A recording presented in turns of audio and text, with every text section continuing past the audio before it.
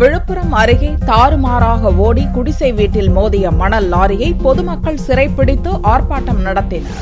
விழுப்புரம் அருகே உள்ள தென்பெண்ணையாற்றில் உள்ள மணல் குவாரிக்கு தினமும் நூற்றுக்கணக்கான லாரிகள் வந்து செல்கின்றன. இந்த லாரிகள் ஜானகிபுரம் கிராமம் வழியாக செல்வதால் அப்பகுதி மக்கள் பெரிதும் பாதிக்கப்படுகின்றனர். அதிவேகமாக செல்லும் மணல் லாரிகளால் அடிக்கடி விபத்தும் ஏற்படுகிறது. இதை கட்டுப்படுத்த அப்பகுதியில் வேகத்தடை அமைக்க வேண்டும் என்று கிராம மக்கள் கோரிக்கை விடுத்து வருகின்றனர். இந்நிலையில் மணல் லாரி ஒன்று தாறுமாறாக ஓடி அருகில் உள்ள குடிசை வீட்டில் மோதி நின்றது. இதனால் வீட்டிலிருந்தவர்கள் அதிர்ஷ்டவசமாக உயிர் தப்பினர். இச்சம்பவத்தால் ஆத்திரமடைந்த பொதுமக்கள் லாரியை சிறைப்பிடித்து அதன் கண்ணாடியை அடித்து நொறுக்கினர். பக்கத்துல ஆத்து கோரி இருக்கிறதுனால ஒரு நாளைக்கு டெய்லி 100 லாரி 50 லாரி எங்க ஊருக்கு தான் போயிட்டு இருக்குது.